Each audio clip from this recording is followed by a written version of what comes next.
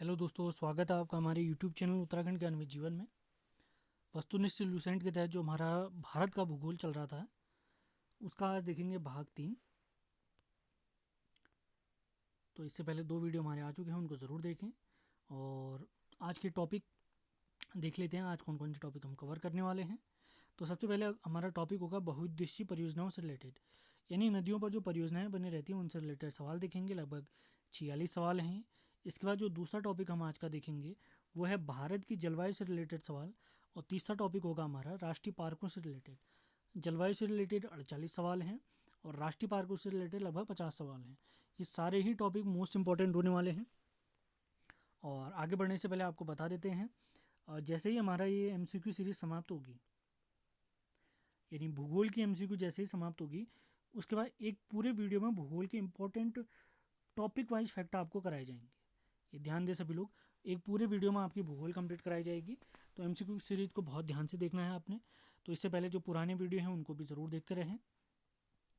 और आगे बढ़ने से पहले, आज का टॉपिक स्टार्ट करने से पहले, कुछ अपने चैनल के बारे में आपको बता देते हैं। ये हमारे चैनल का नाम है उत्तराखंड ज्ञान व जीवन।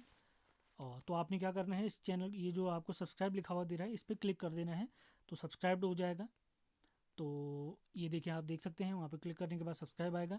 उसके बाद जो बेल आइकन आती है इस पर भी क्लिक करना है आपने। और जो ऑल का ऑप्शन आता है उस पर क्लिक करना है। तो ऑल के ऑप्शन पर जैसे ही क्लिक करेंगे तो उससे फ़ायदा आपको ये होगा, जो भी हमारी नई वीडियो आती है वो आपको तुरंत इन्फॉर्म कर दिया जाएगा कि अगली वीडियो आ गई है या आने वाली है। तो लगातार चैनल से बने रहें, ऐसे वीडियो आपके लिए आते रहेंगे। और ये आप हमारी प्लेलिस्ट देख सकते हैं, जैसे भारत का भूगोल से रिलेटेड है, कवि परिचय से रिलेटेड है, उत्तराखंड वन लाइनर है, उत्तराखंड परीक्षा वाणी के शॉर्ट वीडियोज़ हैं। ये वीडियो ज़रूर देखें, बहुत फ़ायदेमंद होने वाले हैं आपके लिए। और MCQ के माध्यम से प्राचीन भारत हमने समाप्त करा रखा है, वो भी ज़रूर देखें। और उत्तराखंड के जितने ज़िले हैं उनमें से अभी 9 ज़िले हम समाप्त करा चुके हैं।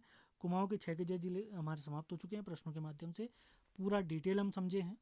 3 हमारे ज़िले गढ़वाल के भी हो चुके हैं, 4 और ज़िले बचे हुए हैं, उन्हें भी हम समाप्त करेंगे। और टॉपिक वाइज हमारी GS की सीरीज़ भी चली थी, उसको भी ज़रूर देखें आप लोग। और इसी के साथ उत्तराखंड जो हमारी मेन फोकस रहा है उत्तराखंड पर ही रहा है, तो उत्तराखंड परीक्षा वाणी की आप देख सकते हैं प्लेलिस्ट है, उसको ज़रूर देखें। आधुनिक भारत यानी जो मॉडर्न इंडिया है उसके भी कंप्लीट मैंने वीडियो प्रश्नों के माध्यम से पूरा सिलेबस हमारा कंप्लीट करा हुआ है, ज़रूर देखें। और उत्तराखंडीय परीक्षा वाणी के जो चैप्टर हमने पढ़ाए हैं उन्हीं के MCQ यहाँ पर कराए रखे, तो ज़रूर देखें। पहले ये वाले वीडियो देखें, उसके बाद MCQ सीरीज़ ज़रूर देखें। और उत्तराखंड के अन्य प्रैक्टिस सेट भी हैं, आप ज़रूर देखें। और महत्वपूर्ण दिवसों से रिलेटेड और ट्रिक वाले वीडियो, ये ट्रिक वाले वीडियो तो सबसे ज़्यादा इंपॉर्टेंट है, मोस्ट इंपॉर्टेंट है। जो टॉपिक हमें याद नहीं होते उनको ट्रिक के माध्यम से कैसे याद कराया जाए आपको, वो मैंने वीडियो बना रखे हैं, इनको ज़रूर देखें, बहुत फ़ायदा होने वाला है। अपना एक्सपीरियंस लिख के ज़रूर भेजें, कमेंट ज़रूर करना है आपने, पसंद आता है तभी शेयर भी करें। जो ज़्यादा टाइम वेस्ट नहीं करते हैं, आगे बढ़ते हैं, आज का टॉपिक हम स्टार्ट करते हैं। बहुत सारे सवाल हैं, लगभग 150 के आसपास हमारे पास सवाल हैं। तो पहला सवाल है, भारत में प्रथम बहुउद्देशीय नदी घाटी परियोजना का निर्माण निम्न में से किस नदी पर किया गया था। हमारे ऑप्शन है गोदावरी, कावेरी, दामोदर या कोयना। तो राइट आंसर है पहले सवाल का दामोदर। अगले सवाल की तरफ चलते हैं। दूसरा सवाल, भारत की सबसे बड़ी बहुउद्देशीय नदी घाटी परियोजना कौन सी है। दामोदर, भाखड़ा नागल, हीराकुंड या चंबल। तो दूसरे सवाल का राइट आंसर है भाखड़ा नागल परियोजना। अगले सवाल की तरफ चलते हैं। तीसरा सवाल, पारंबीकुलम अलियार परियोजना निम्न में से किन राज्यों की सम्मिलित परियोजना है। तो तीसरे क्वेश्चन का हमारा राइट आंसर है ऑप्शन नंबर बी, ये केरल और तमिलनाडु की संयुक्त परियोजना है। 3 साल हमारे हो चुके हैं। अगले सवाल की तरफ चलते हैं। आज का हमारा चौथा सवाल, मचकुंड परियोजना किन 2 राज्यों की सम्मिलित परियोजना है। तो 4 ऑप्शन हमारे दे रखे हैं। तो चौथे क्वेश्चन, मचकुंड परियोजना, इसका राइट आंसर है उड़ीसा और आंध्र प्रदेश की सम्मिलित परियोजना है। अगले सवाल की तरफ चलते हैं। पांचवा सवाल, मयूराक्षी परियोजना से भारत के कौन से 2 राज्य लाभान्वित हो रहे हैं। बिहार उत्तर प्रदेश, पश्चिम बंगाल असम, पश्चिम बंगाल झारखंड या झारखंड मध्य प्रदेश। तो पांचवें सवाल का हमारा राइट आंसर है पश्चिम बंगाल और झारखंड। अगले सवाल की तरफ चलते हैं। आज का हमारा छठा सवाल, आंध्र प्रदेश और उड़ीसा की सम्मिलित परियोजना है मचकुंड, मयूराक्षी, नागार्जुन सागर या पोचमपात। तो छठे क्वेश्चन का हमारा राइट आंसर है मचकुंड परियोजना। अगले सवाल की तरफ चलते हैं। आज का हमारा सातवां सवाल, उकाई परियोजना स्थित है मध्य प्रदेश में तापी नदी पर, गुजरात में तापी नदी पर, गुजरात में साबरमती नदी पर, या मध्य प्रदेश में नर्मदा नदी पर। तो सातवें क्वेश्चन का हमारा राइट आंसर है ऑप्शन नंबर बी, गुजरात में तापी नदी पर। तो 7 सवाल हमारे समाप्त होते हैं। बहुत ध्यानपूर्वक आपने सुनना है, जो क्वेश्चन नहीं आता है उसको नोट डाउन जरूर करें। तो 8वां सवाल देखते हैं, कौन सी नदी घाटी परियोजना का निर्माण टेनेसी नदी घाटी परियोजना के आधार पर किया गया है? हमारे ऑप्शन है दामोदर, भाखड़ा नागल, हीराकुंड या नर्मदा सागर। तो 8वें क्वेश्चन का राइट आंसर है ऑप्शन नंबर ए, दामोदर नदी घाटी परियोजना। 9वां सवाल देखते हैं, पेरियार जल विद्युत परियोजना किस राज्य में है? कर्नाटक, केरल, तमिलनाडु, आंध्र प्रदेश। तो राइट आंसर है हमारा केरल। अगले सवाल की तरफ चलते हैं। आज का हमारा 10वां सवाल, सरदार सरोवर परियोजना किस नदी पर चल रही है? ताप्ती, गोदावरी, नर्मदा या कृष्णा। तो 10वें क्वेश्चन का हमारा राइट आंसर है ऑप्शन नंबर सी, नर्मदा नदी। अगला सवाल देखते हैं, इडुक्की जल विद्युत परियोजना किस राज्य में स्थित है? केरल, हिमाचल प्रदेश, अरुणाचल या जम्मू कश्मीर। तो 11वें क्वेश्चन का हमारा राइट आंसर है केरल। अगले सवाल की तरफ चलते हैं। यहाँ पर हमने मिलान करना है, कोसी परियोजना, नागार्जुन परियोजना, मयूराक्षी परियोजना या हीराकुंड परियोजना। तो हीराकुंड हम देख चुके हैं, उड़ीसा में स्थित है, और आखिर में दो वाले दो ही ऑप्शन हैं। और अगर कोसी आपको याद है तो हमने पढ़ा भी है पहले, तो ये बिहार में है। तो पहले से स्टार्ट होने वाले और दो से समाप्त होने वाला केवल एक ही ऑप्शन है हमारा, ऑप्शन नंबर सी। तो 12वें क्वेश्चन का हमारा राइट आंसर है ऑप्शन नंबर सी, यानी कोसी परियोजना हमारी बिहार की है, नागार्जुन परियोजना हमारी आंध्र प्रदेश की है, मयूराक्षी परियोजना उड़ीसा की, और हीराकुंड परियोजना उड़ीसा की, माफ करें, उड़ीसा की हमारी हीराकुंड परियोजना। अगला सवाल है, सलाल जल विद्युत परियोजना किस राज्य में है? तो ऑप्शन हमारे हरियाणा, जम्मू कश्मीर, हिमाचल प्रदेश या पंजाब। तो 13वें क्वेश्चन का हमारा राइट आंसर है option number B, Jammu Kashmir. अगला सवाल देखते हैं, बाण सागर परियोजना से लाभान्वित राज्य बताइए। तो 14वें सवाल का हमारा राइट आंसर है option number B, Uttar Pradesh, Madhya Pradesh और बिहार। अगला सवाल देखते हैं, भारत तथा एशिया की एकमात्र अधोभौमिक संचय जल विद्युत परियोजना निम्न में से किस राज्य से संबंधित है? अरुणाचल प्रदेश, उत्तर प्रदेश, हिमाचल प्रदेश या जम्मू कश्मीर। तो 15वें क्वेश्चन का हमारा राइट आंसर है ऑप्शन नंबर सी, हिमाचल प्रदेश। अगले सवाल की तरफ चलते हैं। आज का हमारा 16वां सवाल, डिक्रोंग जल विद्युत परियोजना देश के किस राज्य में निर्माणाधीन है? असम, झारखंड, उत्तराखंड या अरुणाचल प्रदेश। तो 16वें क्वेश्चन का हमारा राइट आंसर है option number D, Arunachal Pradesh. अगले सवाल की तरफ चलते हैं। आज का हमारा 17वां सवाल, तो यहाँ पर हमने मिलान करना है और हमसे पूछा जा रहा है कौन सा सुमेलित नहीं है। तो इसका सही जवाब है ऑप्शन नंबर सी, शिव समुद्रम केरल में स्थित न होकर कहाँ पर स्थित है? यह हमारे तमिलनाडु में स्थित है। यूपीपीसीएस 2009 में पूछा गया सवाल है ये। अगले सवाल की तरफ चलते हैं, लोकटक शक्ति जल परियोजना निम्न में से किस राज्य में स्थित है? पश्चिम बंगाल, मेघालय, केरल, मणिपुर। 18वें क्वेश्चन का हमारा राइट आंसर है ऑप्शन नंबर डी, मणिपुर। अगले सवाल की तरफ चलते हैं। 19वां सवाल, रिहंद बांध परियोजना से किन राज्यों की सिंचाई होती है? तो 19वें क्वेश्चन का हमारा राइट आंसर है ऑप्शन नंबर सी, उत्तर प्रदेश और बिहार। 20वें सवाल की तरफ चलते हैं, तुलबुल परियोजना निम्न में से किस नदी से संबंधित है? व्यास, रावी, झेलम या सतलज। तो 20वें क्वेश्चन का हमारा राइट आंसर है ऑप्शन नंबर सी, झेलम। अगले सवाल की तरफ चलते हैं। 21वां सवाल, भाखड़ा नागल परियोजना किस नदी पर निर्मित है? रावी, व्यास, झेलम या सतलज। तो 21वें सवाल का हमारा राइट आंसर है सतलज। अगले सवाल की तरफ चलते हैं, सरदार सरोवर परियोजना से लाभान्वित राज्य बताइए। तो 22वें सवाल का हमारा राइट आंसर है ऑप्शन नंबर सी, राजस्थान, मध्य प्रदेश, गुजरात और महाराष्ट्र। अगले सवाल की तरफ चलते हैं, दामोदर नदी घाटी परियोजना से लाभान्वित राज्य बताइए। 23rd क्वेश्चन है हमारा, तो उसका राइट आंसर है ऑप्शन नंबर डी, पश्चिम बंगाल एवं झारखंड। अगले सवाल की तरफ चलते हैं। आज का हमारा 24वां सवाल, निम्न में से कौन तमिलनाडु एवं केरल की संयुक्त नदी घाटी परियोजना है? पेरियार, पारम्बिकुलम अलियार, इडुक्की या पापनाशम। तो 24वें सवाल का हमारा राइट आंसर है ऑप्शन नंबर बी, पारम्बिकुलम अलियार। 25वां सवाल देखते हैं, जायकवाड़ी परियोजना किस नदी पर स्थित है? कृष्णा, कावेरी, गोदावरी या महानदी? तो 25वें क्वेश्चन का हमारा राइट आंसर है ऑप्शन नंबर सी, गोदावरी। अगला सवाल है, महात्मा गांधी जल विद्युत परियोजना स्थित है जोग प्रपात पर, पायकारा प्रपात पर, शिव समुद्रम प्रपात पर या गोकक प्रपात पर? आज का हमारा 26वां सवाल है। तो इसका राइट आंसर है जोग प्रपात पर। कहाँ पर स्थित है? जोग प्रपात, कर्नाटक। याद करें, शरावती नदी पर। अगला सवाल है, बगलिहार परियोजना की स्थापना किस नदी पर की जा रही है? सिंधु, सतलज, झेलम या चेनाब? 27वां सवाल। तो 27वें सवाल का राइट आंसर है ऑप्शन नंबर डी, चेनाब। अगले सवाल की तरफ चलते हैं। कोयना हाइड्रो इलेक्ट्रिक परियोजना किस राज्य में स्थित है?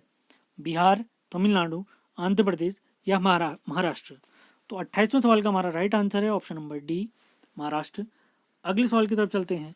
नाथपा झाकरी परियोजना किस राज्य में स्थित है? जम्मू कश्मीर, हिमाचल प्रदेश, उत्तर प्रदेश या उत्तराखंड? तो 29वें क्वेश्चन का हमारा राइट आंसर है option number B, Himachal Pradesh. अगले सवाल की तरफ चलते हैं। नाथपा झाकरी परियोजना किस नदी पर निर्मित है? सतलज, रावी, व्यास या चिनाब? तो 30वें क्वेश्चन का हमारा राइट आंसर है सतलज। अगले सवाल की तरफ चलते हैं। भाखड़ा नागल एक संयुक्त परियोजना है। ये किन राज्यों की संयुक्त परियोजना अगर पूछा जाए हमसे, तो इसका राइट आंसर है ऑप्शन नंबर ए, हरियाणा, पंजाब और राजस्थान की। अगले सवाल की तरफ चलते हैं। गिरना परियोजना कहाँ स्थित है? तो गिरना परियोजना आंध्र प्रदेश, महाराष्ट्र, उड़ीसा या छत्तीसगढ़? तो 32वें क्वेश्चन का हमारा राइट आंसर है ऑप्शन नंबर बी, महाराष्ट्र। अगले सवाल की तरफ चलते हैं। निम्न में से कौन सा भारत नेपाल सहयोग परियोजना के अंतर्गत नहीं आता है? शारदा बांध परियोजना, टनकपुर बांध परियोजना, पंचेश्वर बांध परियोजना या चूखा परियोजना? तो 33वें सवाल का राइट आंसर है चूखा परियोजना। ध्यान दें सभी लोग, सेशन पसंद आता है तो इसको लाइक और शेयर जरूर करें। टाइम वेस्ट बिल्कुल नहीं करना है हमने। पीडीएफ आपको हमारे टेलीग्राम चैनल, जिसका नाम हमारे यूट्यूब चैनल के नाम पर ही है, उत्तराखंड ज्ञान विद जीवन करके, वहाँ पर आपको मिल जाएगा। आज तक जितनी भी हमारी क्लास हुई हैं उनके लेक्चर, उनका लिंक और पीडीएफ आपको वहीं पर मिलेगी। अगला सवाल है 34वां सवाल। निम्न में से कौन एक सुमेलित नहीं है? तो 4 ऑप्शन है हमारे, हमें बताना है कि कौन सा सुमेलित नहीं है। तो ऑप्शन डी यहाँ पर सुमेलित नहीं है। ध्यान दें सभी लोग। अगले सवाल की तरफ चलते हैं। हीराकुंड परियोजना किस नदी के जल प्रवाह को नियंत्रित करता है? कृष्णा, महानदी, तापी, नर्मदा? तो 35वें क्वेश्चन का राइट आंसर है ऑप्शन नंबर बी, महानदी। अगले सवाल की तरफ चलते हैं।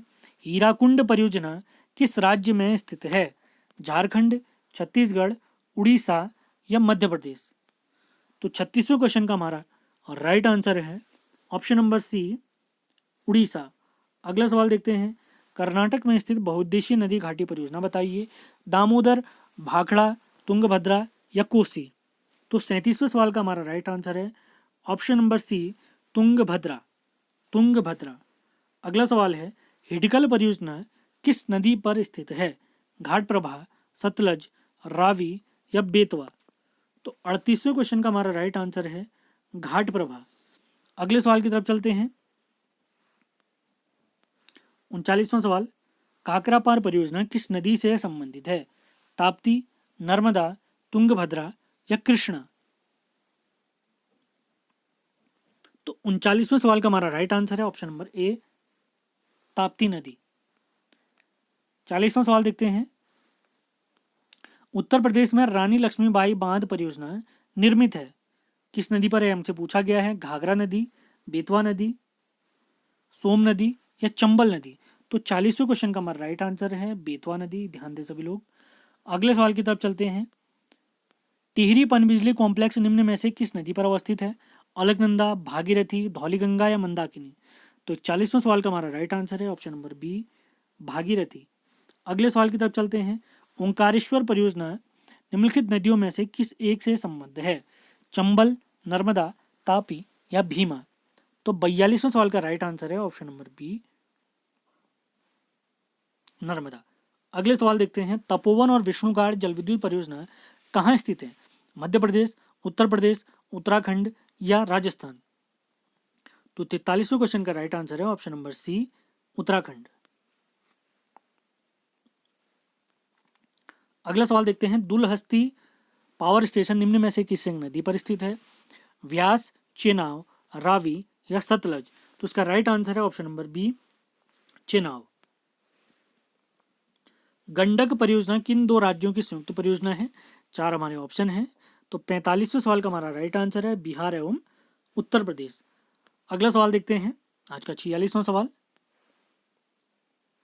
निम्नलिखित नदी घाटी परियोजनाओं में से किस एक का लाभ एक से अधिक राज्य को प्राप्त होता है? चंबल घाटी परियोजना, इडुक्की परियोजना, शरावती परियोजना या हीराकुंड परियोजना? तो 46वें क्वेश्चन का हमारा राइट आंसर है ऑप्शन नंबर ए, चंबल घाटी परियोजना। इसी के साथ हमारा एक टॉपिक बहुउद्देशीय परियोजना वाला समाप्त होता है। अब चलते हैं हमारे अगले टॉपिक की तरफ, जिसका नाम है भारत की जलवायु की, यानी जलवायु से रिलेटेड कुछ महत्वपूर्ण सवाल। तो पहला सवाल है, भारत की जलवायु की सबसे महत्वपूर्ण विशेषता कौन सी है?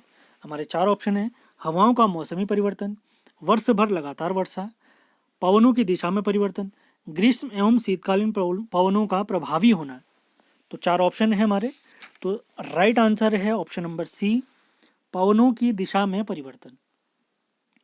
अगला सवाल है, दूसरा सवाल, भारतीय मानसून का वर्णन सबसे पहले किस अरब विद्वान द्वारा किया गया? अल बरूनी, अल मसूदी, अल अहमदी, इब्न खुरहाद बे? तो दूसरे सवाल का राइट आंसर है अल मसूदी। तीसरा सवाल देखते हैं, निम्न में से कौन भारतीय मानसून को प्रभावित नहीं करता है? El Nino, jet stream, Tibet का पठार या गल्फ स्ट्रीम? तो तीसरे क्वेश्चन का राइट आंसर है गल्फ स्ट्रीम। अगले सवाल की तरफ चलते हैं, हमारे चौथे सवाल की तरफ। अमृतसर की अपेक्षा निम्न अक्षांश पर स्थित होने के बावजूद शिमला अधिक ठंडा क्यों है? शिमला में अत्यधिक हिमपात होता है, शिमला में वायुदाब अधिक होता है, या उच्च तुंगता पर है, या शिमला में अत्यधिक वर्षा होती है? तो चौथे क्वेश्चन का हमारा राइट आंसर है ऑप्शन नंबर सी। अगले सवाल की तरफ चलते हैं। 4 सवाल हमारे हो चुके हैं मानसून से रिलेटेड। अब 5वां सवाल देखते हैं, निम्न में से किस राज्य में दक्षिण पश्चिम मानसून से वर्षा नहीं होती है? राजस्थान, तमिलनाडु, कर्नाटक या पंजाब? तो 5वें क्वेश्चन का राइट आंसर है तमिलनाडु। अगला सवाल है, तमिलनाडु में शरतकालीन वर्षा अधिकांशतः जिन कारणों से होती है वह है पश्चिमी विक्षोभ, दक्षिण पश्चिमी मानसून, उत्तर पूर्वी मानसून या दक्षिण पूर्वी मानसून? तो छठे क्वेश्चन का हमारा राइट आंसर है उत्तर पूर्वी मानसून। अगला सवाल देखते हैं, दक्षिण पश्चिम मानसून निम्न में से किस प्रदेश में सर्वप्रथम प्रवेश करता है? तमिलनाडु, महाराष्ट्र, गोवा या केरल? तो 7वें क्वेश्चन का हमारा राइट आंसर है ऑप्शन नंबर डी, केरल। 7 सवाल हमारे हो चुके हैं। अगले सवाल की तरफ चलते हैं। 8वां सवाल, देश के किस भाग में मानसून के अरब सागर एवं बंगाल की खाड़ी दोनों ही शाखाओं से वर्षा होती है? मध्य प्रदेश, बिहार, पंजाब या उड़ीसा? तो 8वें क्वेश्चन का राइट आंसर है पंजाब। अगले सवाल की तरफ चलते हैं। असम, पश्चिम बंगाल तथा उड़ीसा राज्यों में मानसून पूर्व आने वाली तड़ित झंझाएं या थंडरस्टॉर्म निम्न में से किस नाम से जाने जाते हैं? नॉर्वेस्टर्स, नॉर ईस्टर्स, ईस्ट वेस्टर्स या साउथ ईस्टर्स? तो 9वें क्वेश्चन का राइट आंसर है नॉर्वेस्टर्स। अगला सवाल है, 10वां सवाल हमारा, भारत के कोरोमंडल तट सर्वाधिक वर्षा होती है जनवरी फरवरी में, जून सितंबर में, मार्च मई में या अक्टूबर नवंबर में? तो 10वें सवाल का हमारा राइट आंसर है अक्टूबर नवंबर में। अगले सवाल की तरफ चलते हैं। भारत के उत्तर पश्चिमी भाग में शीतकालीन वर्षा का कारण है स्थानीय झंझावत, लौटता मानसून, पश्चिमी विक्षोभ या पूर्वी विक्षोभ? तो 11वें क्वेश्चन का राइट आंसर है पश्चिमी विक्षोभ, ऑप्शन नंबर सी। अगले सवालों की तरफ चलते हैं। 11 सवाल हमारे हो चुके हैं। भारत में सर्वाधिक वर्षा क्षेत्र में होती है? 4 हमारे ऑप्शन हैं। तो 12वें क्वेश्चन का हमारा राइट आंसर है ऑप्शन नंबर ए, पश्चिमी घाट, हिमालय क्षेत्र और मेघालय में। अगला सवाल है, भारत में सर्वाधिक वर्षा प्राप्त करने वाला स्थान बीकानेर, चेरापूंजी, मासिनराम या शिमला? तो 13वें क्वेश्चन का हमारा राइट आंसर है ऑप्शन नंबर सी, मासिनराम। तो 13वें क्वेश्चन का हमारा राइट आंसर है मासिनराम। अगला सवाल देखते हैं, भारत में सबसे अधिक तथा सबसे कम वर्षा प्राप्त करने वाले 2 राज्यों का सही क्रम बताना है। सर्वाधिक और सबसे कम। तो 14वें क्वेश्चन का ऑप्शन के हिसाब से सही जवाब है सर्वाधिक वर्षा मेघालय और सबसे कम राजस्थान में। अगले सवाल की तरफ चलते हैं। 15वां सवाल, मासिनराम और चेरापूंजी में अधिक वर्षा होती है क्योंकि यहाँ निम्न दाब रहता है, यहाँ सदा भाप भरी हवाएं चलती हैं, यहाँ वर्ष भर वर्षा होती रहती है, या यहाँ की पहाड़ियाँ कीप की आकृति की होती हैं। तो 15वें क्वेश्चन का हमारा राइट आंसर है ऑप्शन नंबर डी, यहाँ की झाड़ियाँ कीप के आकार की होती हैं। अगला सवाल देखते हैं। दिल्ली में अधिक वार्षिक तापांतर का कारण है अल्प वर्षा, कर्क रेखा से निकटता, मरुस्थल से निकटता, या समुद्र से अधिक दूरी। तो 16वें क्वेश्चन का हमारा राइट आंसर है समुद्र से अधिक दूरी। अगला सवाल देखते हैं। भारत के किस भाग में सर्वाधिक दैनिक तापांतर पाया जाता है? पूर्वी तटीय मैदान में, छत्तीसगढ़ मैदान के आंतरिक क्षेत्रों में, अंडमान द्वीपों में, या राजस्थान के मरुस्थलीय क्षेत्रों में। तो राइट आंसर है ऑप्शन नंबर डी, राजस्थान के मरुस्थलीय क्षेत्रों में। अगला सवाल है, जम्मू कश्मीर में होने वाली शीतकालीन वर्षा का कारण है लौटता मानसून, पश्चिमी विक्षोभ, स्थानीय पवन, या शीतकालीन मानसून। तो 18वें क्वेश्चन का राइट आंसर है पश्चिमी विक्षोभ।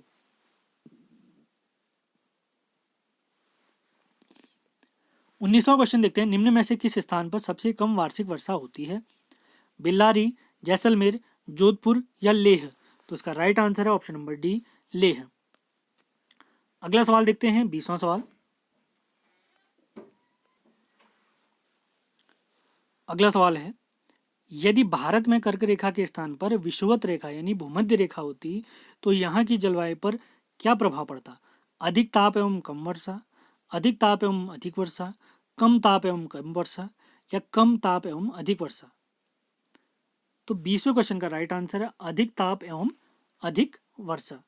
अगला सवाल, मानसूनी वर्षा की विशेषता नहीं है मौसमी वर्षा, अनिश्चित तथा अनियमित वर्षा, वर्षा का असमान वितरण, या वर्षा होने वाले दिनों की निरंतरता। तो 21वें सवाल का हमारा राइट आंसर है ऑप्शन नंबर डी, वर्षा होने के दिनों की निरंतरता। तो 21 सवाल हमारे जलवायु से रिलेटेड हो चुके हैं। अगला सवाल है 22वां सवाल। भारत का अधिकांश भाग कर्क रेखा के उत्तर में स्थित है पर इसे एक उष्ण कटिबंधीय देश कहते हैं, क्यों? 4 हमारे ऑप्शन हैं। तो 22वें सवाल का हमारा राइट आंसर है ऑप्शन नंबर डी, देश की जलवायु का निर्धारण उष्ण कटिबंधीय मानसून से होता है। अगले सवाल की तरफ चलते हैं, 23rd क्वेश्चन। पुणे में मुंबई से कम वर्षा होती है क्योंकि पुणे कम ऊंचाई पर स्थित है, इसके निकट घने वन नहीं है, यह मुंबई की अपेक्षा विषुवत रेखा से अधिक दूर पर है, यह वृष्टि छाया में पड़ता है। तो हमारे 23rd क्वेश्चन का राइट आंसर है ऑप्शन नंबर डी, यह वृष्टि छाया क्षेत्र में पड़ता है। अगला सवाल देखते हैं, 24वां सवाल। यद्यपि भारत का केवल दक्षिणी भाग उष्ण कटिबंध में स्थित है तथापि संपूर्ण भारत की जलवायु उष्ण कटिबंधीय है, इसका क्या कारण है हमसे पूछा गया है।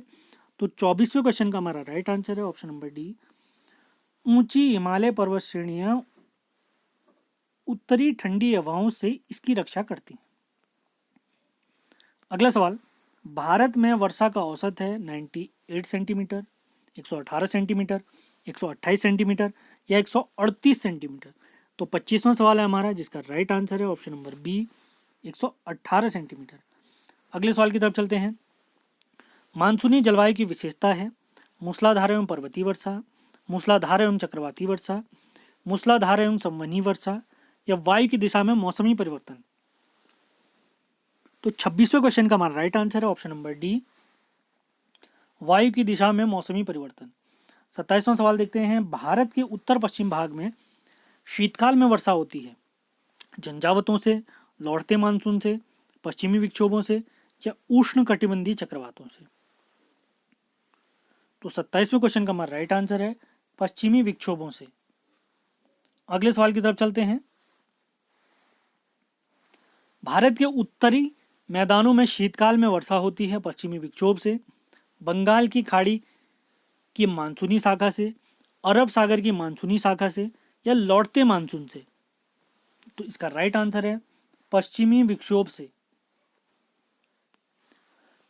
अगले सवाल की तरफ चलते हैं। भारत के 28 सवाल हमारे हो चुके हैं, 29वें सवाल की तरफ चलते हैं। निम्न में से भारत के किस क्षेत्र में 200 mm वर्षा होती है? 4 हमारे ऑप्शन हैं।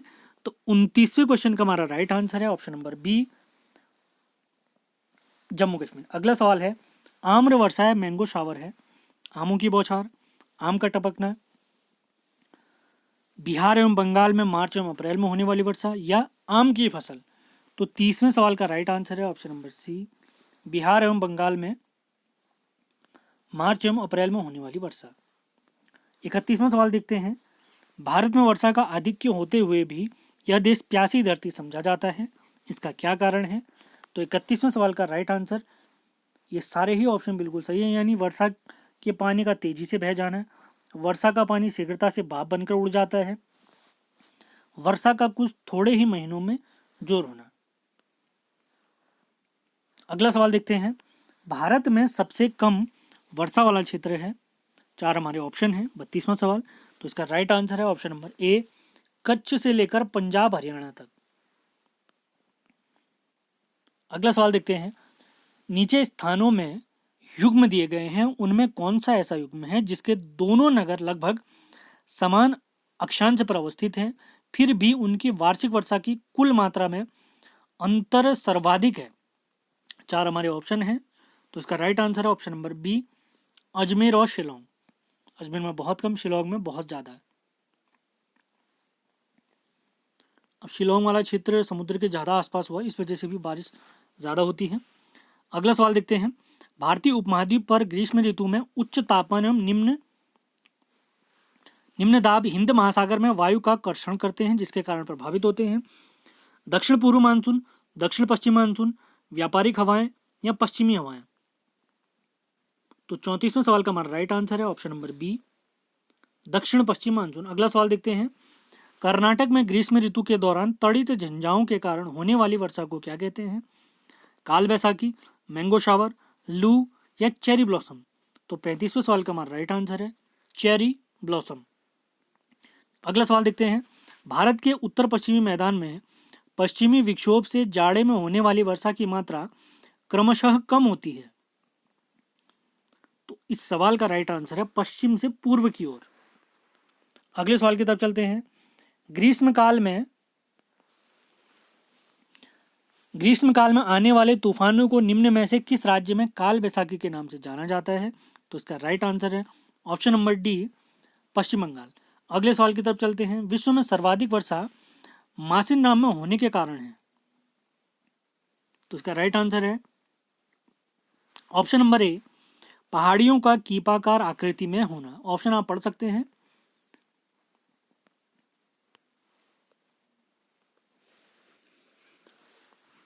अगला सवाल देखते हैं, 39वां सवाल। दक्षिण पश्चिम मानसून से संपूर्ण भारत में कुल कितने प्रतिशत वर्षा मिलती है?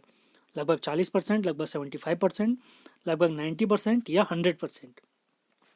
तो इसका राइट आंसर है ऑप्शन नंबर बी, लगभग 75%। अगले सवाल की तरफ चलते हैं। चेन्नई में जाड़ों में वर्षा होती है दक्षिण पश्चिम मानसून से, उत्तर पश्चिम मानसून से, स्थलीय व सामुद्रिक हवाओं से, या इनमें से कोई नहीं? तो इसका राइट आंसर है ऑप्शन नंबर बी, उत्तर पूर्वी मानसून से। अगले सवाल की तरफ चलते हैं। चेन्नई की जलवायु कोलकाता की जलवायु की तुलना में गर्म क्यों रहती है, जबकि दोनों स्थान समुद्र तट पर स्थित हैं? तो इसका राइट आंसर है ऑप्शन नंबर सी, चेन्नई विषुवत रेखा यानी भूमध्य रेखा के अधिक समीप है, इस वजह से। अगला सवाल देखते हैं। मानसून निवर्तन से सबसे अधिक वर्षा कहाँ होती है? मुंबई, दिल्ली, चेन्नई, या कोलकाता? तो इसका राइट आंसर है चेन्नई। अगला सवाल। भारत के पश्चिमी तटों में ग्रीष्म में अति उच्च वर्षा मुख्यतः किसके कारण होती है? तो इसका राइट आंसर है ऑप्शन नंबर ए, उष्ण कटिबंधीय अवस्थिति के कारण। अगला सवाल है। अक्टूबर और नवंबर के महीनों में कहाँ अधिक वर्षा होती है? मालवा का पठार, छोटा नागपुर का पठार, पूर्वी पहाड़ियां, या कोरोमंडल तट? तो इसका राइट आंसर है कोरोमंडल तट, तमिलनाडु के आसपास वाला क्षेत्र। अक्टूबर गर्मी का प्रमुख कारण क्या है? तो 45वें सवाल का राइट आंसर है ऑप्शन नंबर बी, उच्च आर्द्रता के साथ संबद्ध उच्च तापमान। अगला सवाल है, अंतिम 3 सवाल बचते हैं जलवायु से रिलेटेड। भारत के किस राज्य में जाड़े के मौसम में वर्षा होती है? केरल, तमिलनाडु, पश्चिम बंगाल या उड़ीसा? तो 46वें क्वेश्चन का राइट आंसर है ऑप्शन नंबर बी, तमिलनाडु। अगला सवाल देखते हैं, भारत के पश्चिमी समुद्री तट पर वर्षा किस मानसून से होती है? उत्तर पूर्व, उत्तर पश्चिम, दक्षिण पूर्व या दक्षिण पश्चिम? तो 47वें सवाल का राइट आंसर है दक्षिण पश्चिम। अंतिम सवाल देखते हैं इस टॉपिक का, निम्न में से किस राज्य में प्रत्यावर्ती मानसून का अधिक प्रभाव होता है? उड़ीसा, पश्चिम बंगाल, तमिलनाडु या पंजाब? तो 48वें सवाल का हमारा राइट आंसर है ऑप्शन नंबर सी, तमिलनाडु। अब चलते हैं भारत के राष्ट्रीय पार्कों से रिलेटेड हमारे टॉपिक पर। तो आज का हमारा अंतिम टॉपिक यानी तीसरा टॉपिक यही है। तो पहला सवाल है, भारत का सबसे पुराना राष्ट्रीय पार्क कौन सा है? तो इसका राइट हमारे 4 ऑप्शन हैं, काजीरंगा, हेमिस, राजाजी या जिम कॉर्बेट। तो राइट आंसर है जिम कॉर्बेट। आपने इसका स्थापना वर्ष बताना है। अगला सवाल, सुल्तानपुर बर्ड अभ्यारण्य स्थित है चंडीगढ़, भरतपुर, गुड़गांव या गांधीनगर? तो राइट आंसर है गुड़गांव। अगला सवाल, दुधवा राष्ट्रीय पार्क कहाँ स्थित है? मध्य प्रदेश, उत्तर प्रदेश, तमिलनाडु या उड़ीसा? तो तीसरे सवाल का राइट आंसर उत्तर प्रदेश। अगला सवाल, निम्न में से कौन सा अभ्यारण्य जंगली हाथियों के लिए प्रसिद्ध है? चंद्रप्रभा, बांदीपुर, मानस या पेरियार? चौथे सवाल का राइट आंसर पेरियार। पेरियार कहाँ स्थित है, इसकी स्थिति जरूर बताएं आप लोग। अगला सवाल है, निम्न में से क्या उड़ीसा में स्थित नहीं है? मयूरभंज हाथी रिजर्व, संबलपुर हाथी रिजर्व, सोनितपुर हाथी रिजर्व या महानदी हाथी रिजर्व? तो इसका राइट आंसर है सोनितपुर हाथी रिजर्व उड़ीसा में स्थित नहीं है। अगला सवाल है, कौन सा सुमेलित नहीं है? गिर, एशियाई शेर, केवलादेव, साइबेरियन सारस, काजीरंगा एक सिंग वाला गेंडा या दाचीग्राम हाथी के लिए? तो छठे क्वेश्चन का राइट आंसर है ऑप्शन नंबर डी, हाथी यानी दाचिंगरम वाला, जो जम्मू कश्मीर के क्षेत्र में है।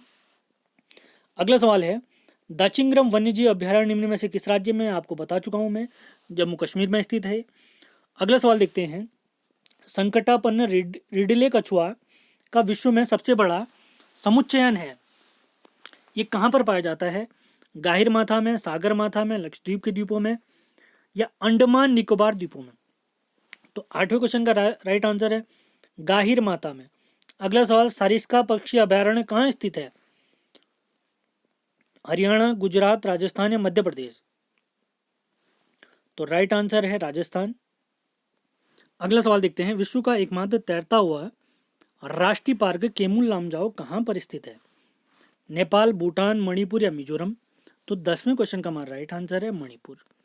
10 इंपॉर्टेंट सवाल हम कर चुके हैं। अगला सवाल देखते हैं, काजीरंगा किस लिए जाना जाता है? गेंडा, बाघ, पक्षी या गौर? तो 11वें क्वेश्चन का राइट आंसर है गेंडा के लिए। अगला सवाल देखते हैं, नल सरोवर पक्षी अभ्यारण्य किस राज्य में है? महाराष्ट्र, राजस्थान, गुजरात या उड़ीसा? तो 12वें क्वेश्चन का राइट आंसर है गुजरात। 12वें क्वेश्चन का राइट आंसर है ऑप्शन नंबर सी, गुजरात। अब सही मिलान हमने करना है, बांदीपुर नेशनल पार्क, बुक्सा राष्ट्रीय park, mount Abu wildlife आश्रय और पेंच नेशनल पार्क। तो इसका राइट आंसर है option number A, Bandipur Karnataka, Buxa Paschim Bangal, mount Abu Rajasthan और पेंच हमारा हो गया मध्य प्रदेश में। अगला सवाल, पेरियार जैम अभ्यारण्य प्रसिद्ध है शेरों के लिए, बाघों के लिए, चित्तेदार हिरणों के लिए या जंगली हाथियों के लिए? तो इसका राइट आंसर है ऑप्शन नंबर डी, जंगली हाथियों के लिए। अगले सवाल की तरफ चलते हैं, चंद्रप्रभा वन्यजीव अभ्यारण्य कहाँ स्थित है? उत्तर प्रदेश, मध्य प्रदेश, उत्तराखंड या उड़ीसा? तो इसका राइट आंसर है ऑप्शन नंबर ए, उत्तर प्रदेश। अगला सवाल, काजीरंगा राष्ट्रीय उद्यान कहाँ स्थित है? उड़ीसा, गुजरात, राजस्थान या असम? तो राइट आंसर है हमारा असम। अगला सवाल देखते हैं, केवलादेव घाना पक्षी विहार कहाँ स्थित है? अलवर, भरतपुर, सवाई माधोपुर या चिंगलपेट? तो 17वें क्वेश्चन का राइट आंसर है option number B, Bharatpur, Rajasthan. अगला सवाल है, नंदा देवी जीव मंडल किस राज्य में स्थित है? छत्तीसगढ़, असम, हिमाचल या उत्तराखंड? और राइट आंसर है उत्तराखंड। अगला सवाल देखते हैं, निम्न राज्यों में से भारत के किस राज्य में मानस राष्ट्रीय उद्यान स्थित है? पश्चिम बंगाल, उड़ीसा, असम या सिक्किम? तो राइट आंसर है हमारा ऑप्शन नंबर सी, असम। अगला सवाल देखते हैं। अभ्यारण्य राइनो के लिए जाना जाता है, काजीरंगा, गिर, रणथंभौर या कार्बेट? तो 20वें क्वेश्चन का राइट आंसर है काजीरंगा। अगला सवाल देखते हैं। किस राज्य में राष्ट्रीय उद्यान वैली ऑफ फ्लावर स्थित है? उत्तराखंड, जम्मू कश्मीर, हिमाचल या केरल? राइट आंसर है उत्तराखंड। अगला सवाल देखते हैं। मधुमलाई पशु विहार प्रसिद्ध है व्याघ्रों के लिए, पक्षियों के लिए, बाइसन के लिए, हाथियों के लिए? तो राइट आंसर है 22वें क्वेश्चन का ऑप्शन नंबर ए, व्याघ्र यानी बाघ के लिए। गिर का वन शेरों के लिए प्रसिद्ध है, यह किस राज्य में है? झारखंड, छत्तीसगढ़, गुजरात या असम? राइट आंसर है हमारा गुजरात।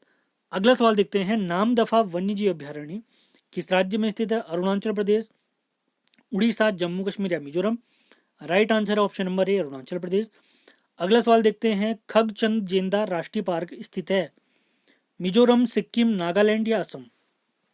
तो 25वें क्वेश्चन का हमारा राइट आंसर है ऑप्शन नंबर बी, सिक्किम। अगला सवाल देखते हैं। डाम्फा वन्यजीव अभ्यारण्य स्थित है मिजोरम, नागालैंड, असम या सिक्किम? तो 26वें क्वेश्चन का हमारा राइट आंसर है ऑप्शन नंबर ए, मिजोरम। अगला सवाल देखते हैं। निम्न में से कौन सा राष्ट्रीय पार्क प्रोजेक्ट टाइगर के अंतर्गत नहीं आता है? कान्हा किसली, रणथंभौर, जिम कार्बेट या कैमूल लामजाओ? तो 27वें क्वेश्चन का राइट आंसर है ऑप्शन नंबर डी, कैमूल लामजाओ। अगला सवाल देखते हैं। भारत का प्रथम राष्ट्रीय उद्यान कौन सा है? 4 हमारे ऑप्शन हैं। दचिंग्रम, सिमलीपाल, हजारीबाग या कार्बेट? तो राइट आंसर इसका है कार्बेट। अगला सवाल देखते हैं। भारत का प्रथम तितली उद्यान कहाँ स्थित है? 4 हमारे ऑप्शन हैं, काफी इंपॉर्टेंट सवाल। तो इसका राइट आंसर है ऑप्शन नंबर ए, बनरघट्टा जैविक उद्यान Bengaluru. Silent valley national park कहाँ स्थित है? भारत के किस राज्य में स्थित है? पश्चिम बंगाल, उत्तराखंड, मध्य प्रदेश या केरल? और राइट आंसर है केरल। भारतीय गैंडे कहाँ पाए जाते हैं? कार्बेट, कान्हा, काजीरंगा या गिर? तो इस क्वेश्चन का हमारा राइट आंसर है ऑप्शन नंबर बी, काजीरंगा। अगला सवाल है। पिन घाटी या पिन वैली राष्ट्रीय उद्यान कहाँ स्थित है? आंध्र प्रदेश, हिमाचल प्रदेश, अरुणाचल या मध्य प्रदेश? तो इस क्वेश्चन का हमारा राइट आंसर है ऑप्शन नंबर सी, हिमाचल प्रदेश। अगला सवाल देखते हैं। बांदीपुर राष्ट्रीय उद्यान कहाँ स्थित है? केरल, गुजरात, सिक्किम या कर्नाटक? तो इसका राइट आंसर है ऑप्शन नंबर डी, कर्नाटक। अभी पीछे हम देख चुके हैं। अगला सवाल है। कान्हा नेशनल पार्क कहाँ स्थित है? बिहार, मध्य प्रदेश, आंध्र प्रदेश या तमिलनाडु? तो इसका राइट आंसर है option number B, Madhya Pradesh. अगला सवाल देखते हैं। रणथंभौर वन्य प्राणी अभ्यारण्य भारत के किस प्रदेश में स्थित है और किस लिए फेमस है?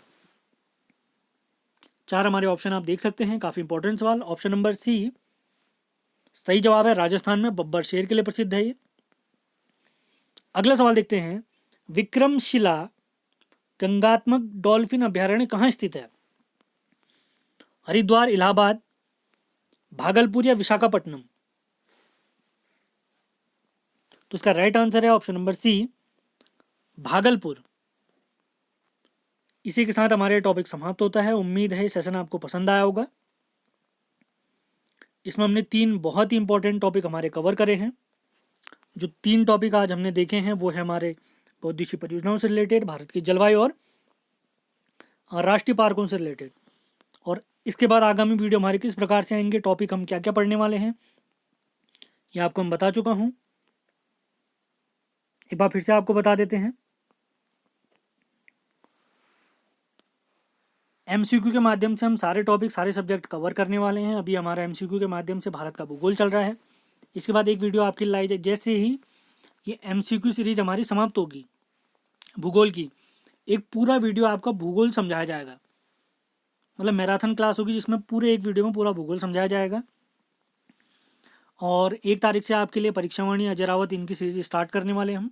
सबसे पहले हम परीक्षावाणी की पुस्तक चैप्टर नंबर 1 से स्टार्ट करेंगे, उसके बाद अजय रावत समाप्त करेंगे, BS नेगी समाप्त करेंगे। और अगले हफ्ते से आपके लिए MCQ सीरीज तो आएगी। इसी के साथ साथ उत्तराखंड के इंपॉर्टेंट 1 लाइनर वाले सीरीज भी आएगी, जिसमें लगभग 50 से 60 या 100 इंपॉर्टेंट सवाल आपके लिए लाए जाएंगे 1 लाइनर के माध्यम से। लगातार ये वीडियो चलती रहेगी, इस टाइप की वीडियो हम आपके लिए लाते रहेंगे। सेशन पसंद आते हैं तो इसको लाइक और शेयर ज़रूर करें। तो अगले वीडियो में मिलते हैं। धन्यवाद।